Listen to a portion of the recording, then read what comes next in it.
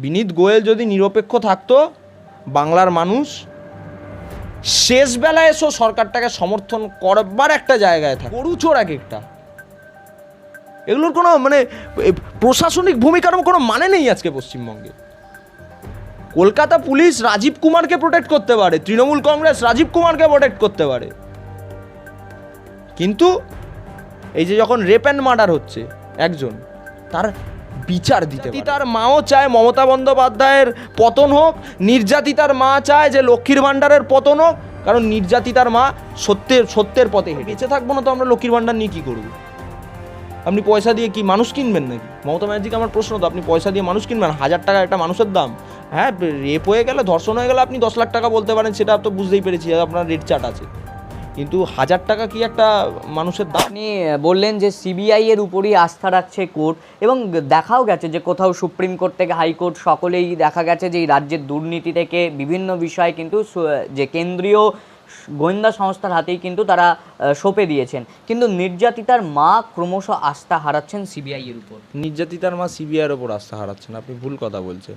নির্যাতিতার মা প্রশাসনিক ব্যবস্থার ওপর আস্থা হারাচ্ছে, কারণ প্রশাসনিক ব্যবস্থা নির্যাতিতার মা দেখতে পেয়েছি যে নিজের মেয়ের বডি মানে চাক্ষুষ করার আগে সেই শ্মশানে পৌঁছে যায়, তো তার মা আস্থা রাখবে কী করে প্রশাসনিক ব্যবস্থার ওপর?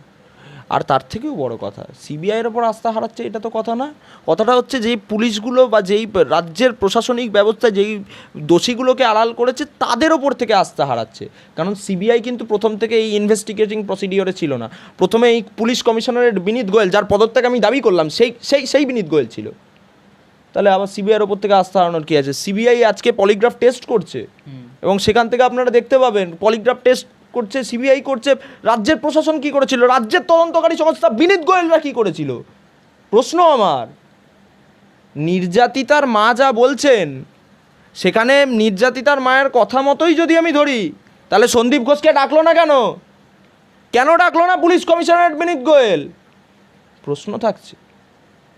তার কারণ আজকে যা কিছু আপনারা দেখতে পাচ্ছেন পুরোটাই একটা পরিকল্পিত মার্ডার, যেখান থেকে পুরো পরিষ্কার উঠে আসছে। আজকে আমায় দেখুন, আপনারা হয়তো বলবেন আমরা মিডিয়া ট্রায়াল করছি, কিন্তু আমার কথা হচ্ছে যে 150 গ্রাম, তৃণমূল দাবি করছে 150 গ্রাম হোয়াইটিশ ফ্লুইড পাওয়া গেছে। হোয়াইটিশ ফ্লুইডটা কি? Cement sample. সিমেন্ট স্যাম্পেল 150 গ্রাম পাওয়া যায় মানে আপনি বুঝতে পারছেন? পেলভিক বোন ভেঙে যাচ্ছে। কিন্তু এই দিক থেকে থামিয়ে আপনাকে একটা কথা বলতেই হচ্ছে, এই রাজ্যের নামী এক সংবাদপত্র প্রথম সারির, তারা কার্যত বলছেন যে 150 গ্রাম সিমেন্ট, সেটাকে সিমেন্টকে গ্রাম হিসেবে মাপা হয় না, এবং পোস্টমর্টম রিপোর্টে উল্লেখ আছে যে সাদা তরল পদার্থ, সেটাকে সিমেন্ট বলে কিন্তু উল্লেখ নেই। তাহলে ওটাকে আমি কি বলবো? এশিয়ান পেন্টস না অন্য কিছু বলবো? আমার তো প্রশ্ন করতে ইচ্ছা করছে, কি বলবো? তরল পদার্থ মানে কি? আপনি কি বোঝাতে চাইছেন? কি হতে পারে? আমার কথা হচ্ছে 150 গ্রাম হয় না, আমি ছেড়ে দিলাম, খুব ভুল বলেছে। তার মানে 150 গ্রাম তরল পদার্থ 150 গ্রাম হয় না তো? তাহলে পোস্টমর্টমটা কোন হসপিটাল থেকে হয়েছিল? আরজি কর হসপিটাল থেকে হয়েছিল। তার মানে কি এগুলো আড়াল করবার চেষ্টা করছে একদম পরিকল্পিতভাবে। আপনি নিজের কথাই আমায় প্রমাণ করে দিলেন, আপনি নিজেই আমায় স্পষ্ট করে দিলেন, আমার আবার আলাদা করে বলবার কি আছে? তাহলে তো এইখান থেকেই স্পষ্ট, বডিটাকে আরজি কর হসপিটালে অধ্যক্ষ সন্দীপ ঘোষের আন্ডারে পোস্টমর্টম হয়েছে, সেই পোস্টমর্টম রিপোর্ট লেখা হয়েছে, সেই পোস্টমর্টম রিপোর্টটাকে নিজের কাছে পুলিশ রেখে ওই বডিটাকে নিয়ে শ্মশানে চলে গেছে, হয়ে গেল। এ তো আপনি আমায় স্পষ্ট করে দিচ্ছেন, আপনি আমায় বলে দিচ্ছেন। আমার কথা হচ্ছে, যদি এইখানে অন্যরকম কিছু হয়ে থাকতো, তাহলে এই 150 গ্রাম যে সিমেন্ট স্যাম্পেল, সেটা বলতে আপত্তি কী ছিল? হোয়াইটিশ ফ্লুইড তরল পদার্থ বলে জাস্টিফাই করাবার কী ছিল? তরল পদার্থ বললে কি জাস্টিফাই হয় নাকি? জাস্টিফাই হয় যে ওটা রেপ হয়নি? শরীরে কতগুলো ক্ষত চিহ্ন পাওয়া গেছে বলুন তো? কতগুলো পাওয়া গেছে? তারপরেও আপনি জাস্টিফাই করবেন, তারপরেও আপনি আমায় বলানোর চেষ্টা করবেন যে না, এখানে কোনো রেপ হয়নি। ইয়ার কি এগুলো? শুনুন, এগুলো হচ্ছে সবটাই প্রশাসনিক নাটক, এগুলো হচ্ছে মুখ্যমন্ত্রীর স্ক্রিপ্ট, না চিত্রনাট্য। এগুলো একদম তাই।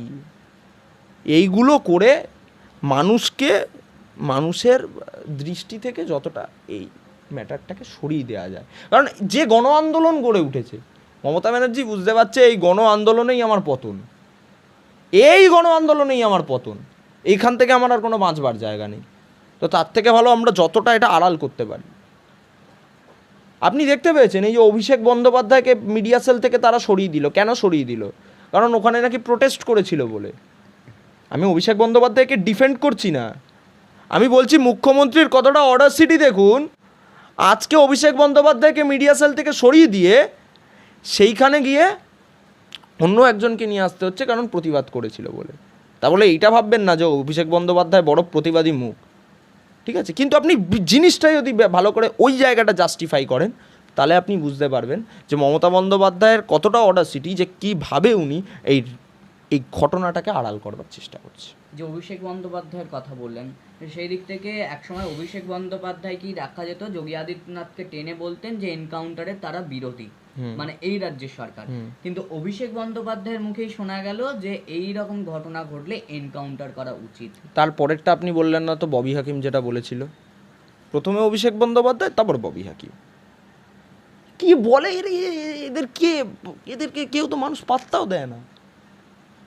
পারবেন করতে? ক্ষমতা আছে, বুকের পাটা আছে পুলিশ কমিশনারেট বিনীত গোয়েলের, যে উনি ন্যায়ের পক্ষে, সততার পক্ষে থাকবেন, সে ক্ষমতা তো নেই।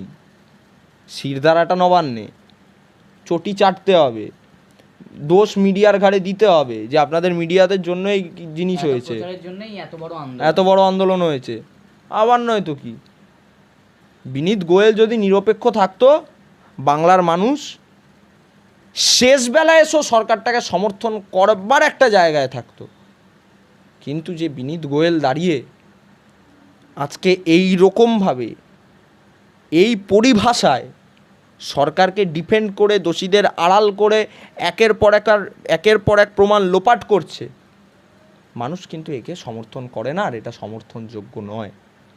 এর বিরুদ্ধে মানুষের আন্দোলন, এর বিরুদ্ধে মানুষের প্রতিবাদ। এই যে আরজি কর, এটা একটা রাজ্য সরকারি সংস্থাই বলা যেতে পারে। এইখানে রাজ্য সরকারের পুলিশের নিরাপত্তা কার্যত তুলে দিল সুপ্রিম কোর্ট, সেখানে কেন্দ্রীয় বাহিনী নিরাপত্তা। তাহলে কি কোথাও গিয়ে নবান্ন অশনি সংকেত দেখছে? অশনি সংকেত দেখার কি আছে? কোনো অশনি সংকেত ফংকেত না, বাংলার মানুষের একটাই সংকেত, পায়ে পায়ে উড়িয়ে ধুলো 27 তারিখ নবান্ন চলো, একটাই সংকেত। আর সংকেত নয় মানে আপনি আমায় বলুন, এই হ্যাবিচুয়াল অফেন্ডারগুলো যদি সরকারি পক্ষ হয়, আপনার প্রাণ সুরক্ষিত, আমার প্রাণ সুরক্ষিত, না অন্য থার্ড পার্সনের প্রাণ সুরক্ষিত? আপনি আমায় বলুন। মানে কোথাও গিয়ে এই রাজ্যে খুল্লা গুন্ডা রাজ রুখতে ব্যর্থ হচ্ছে পুলিশ, এটা তো একদম প্রমাণিত হচ্ছে। আমাদের সরকার, যোগী আদিত্যনাথের সরকার বলেছে যে রেপ, ধর্ষণ যাই হোক, ওনার একটাই dialogue, no jail no bail, সিধা প্রভু সে মেল। পারবে মুখ্যমন্ত্রী বলতে? সেই বুকের পাটা আছে মুখ্যমন্ত্রী? যদি বলতে পারে দেখবো তো। উনি তো বলতে পারলো না, উনি আড়াল করছে, একটা সঞ্জয়কে তুলে আনছে।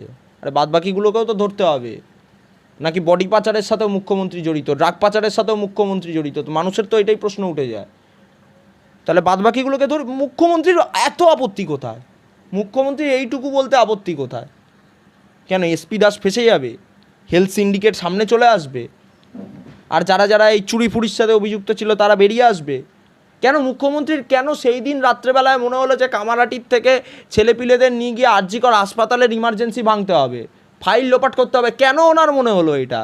কিন্তু এই কলকাতা পুলিশকেই তো দেখা গেছে 100 লোক জড়ো হলে সেটাও জানতে পারে, কিন্তু সেদিনে এত লোক জড়ো। বাবা, আমি তো বলেছিলাম স্কটল্যান্ড ইয়ার্ড বলতে এগুলো গরু চোর এক একটা। এগুলোর কোনো মানে প্রশাসনিক ভূমিকার কোনো মানে নেই আজকে পশ্চিমবঙ্গে। কলকাতা পুলিশ রাজীব কুমারকে প্রোটেক্ট করতে পারে, তৃণমূল কংগ্রেস রাজীব কুমারকে প্রোটেক্ট করতে পারে, কিন্তু এই যে যখন রেপ অ্যান্ড মার্ডার হচ্ছে একজন, তার বিচার দিতে পারে না।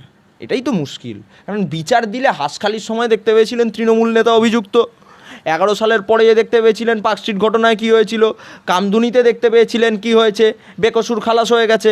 এবং আপনার সেই সময়ও পুলিশ কমিশনারেট বিনীত গোয়েল আইজি ডিজি এরম কোনো একটা জায়গায় ছিল সেই তদন্ত বিভাগের, সেই সময়ও এই পুলিশ কমিশনারেট বিনীত গোয়েল যার আমরা পদত্যাগ চেয়েছি, সেই দিন ছিল। তা আপনি তার থেকে কি এক্সপেক্ট করছেন? হ্যাবিচুয়াল অফেন্ডারদের প্রোটেক্ট করবে, পাতি কথা।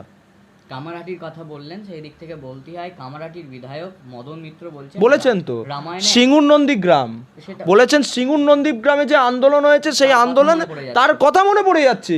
আরে মদনবাবু স্বীকার করছেন যে মদনবাবু বলেছিল মমতা বন্দ্যোপাধ্যায় যা বলে তাই সংবিধান, আইনসভায়, রাজ্য আইনসভায় দাঁড়িয়ে বলেছিল, সেই মদন মিত্র বলেছে। সেখানে তিনি এও বলেছেন যে রামায়ণে একজন বিভীষণ ছিল, এখন দেখা যাচ্ছে বহু বিভীষণ। দেখুন, আমার বলতে খুব খারাপ লাগে যে মদন মিত্র অনেক রাজনীতিটা তো অনেক দিন ধরে করছে, উনি বিভীষণদের ভালো চিনতে পারেন, কিন্তু দিদিমণিকে এখনও বোঝাতে পারলেন না বিভীষণ কে কে। এটাই খারাপ লাগে। উনি আনুগত্য প্রমাণ করুক, একটু আনুগত্য প্রমাণ করুক, আনুগত্য প্রমাণ করলে লাভ আছে। আমাদের শেষ প্রশ্ন, নির্যাতিতার মা বলছেন লক্ষ্মীর ভাণ্ডার নেয়ার আগে একবার ভাবুন যে বাংলার আপনার ঘরের লক্ষ্মীরা সুরক্ষিত। তার মানে উনি লক্ষ্মীর ভাণ্ডার প্রত্যাখ্যান করেছেন। আপনার এখান থেকেই তো পরিষ্কার যে উনি তার মানে সিবিআই তদন্ত চান। যারা লক্ষ্মীর ভাণ্ডার প্রত্যাখ্যান করে তারাই তো সিবিআই তদন্ত চায়। তিনি তো নির্যাতিতার মা সিবিআই তদন্ত চেয়েছেন। হ্যাঁ, তাহলে আপনি আমাকে কেন বললেন যে ওনার মা সিবিআই তদন্তে আস্থা রাখছে না? তিনি আস্থা হারাচ্ছেন। আস্থা হারাচ্ছে কেন? কতদিন হয়েছে, কতদিন সিবিআই এর তদন্ত করেছে, এখন এসে আস্থা হারাচ্ছেন? শুনুন, নির্যাতিতার মাও চায় বিচার, এখানে বিচার হোক। নির্যাতিতার মাও চায় মমতা বন্দ্যোপাধ্যায়ের পতন হোক। নির্যাতিতার মা চায় যে লক্ষ্মীর ভাণ্ডারের পতন হোক, কারণ নির্যাতিতার মা সত্যের পথে হেঁটেছে। নির্যাতিতার মা বলছে না, আমার 1000 টাকা চাই না, আমার মেয়েটার প্রাণ ফিরিয়ে দাও। পারবে ফিরিয়ে দিতে মমতা ব্যানার্জি? পারবে ফিরিয়ে দিতে?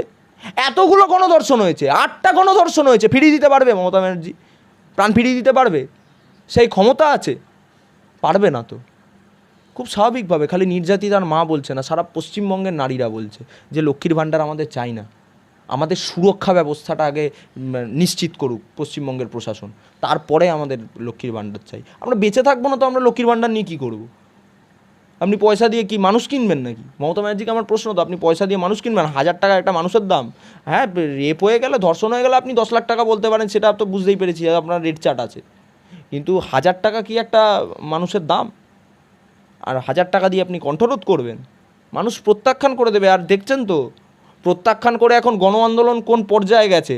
এরপরে এমন গণ আন্দোলন হবে, নবান্নের চেয়ারে গিয়ে মমতা বন্দ্যোপাধ্যায়কে সরিয়ে সাধারণ মানুষ বসে পড়বে। ভাল লাগবে তো মমতা ব্যানার্জি? ভাল লাগবে তো? তাই বলছি, মমতা বন্দ্যোপাধ্যায়ের ইমিডিয়েট উচিত উনি পদত্যাগ করুক স্বাস্থ্যমন্ত্রী হিসাবে, মুখ্যমন্ত্রী হিসাবে, এবং দোষীদের সাজা দিক। যদি না দিতে পারে, আগামী দিন কিন্তু ওই নবান্নের চেয়ার থেকে সরবার জন্য প্রস্তুত হোক।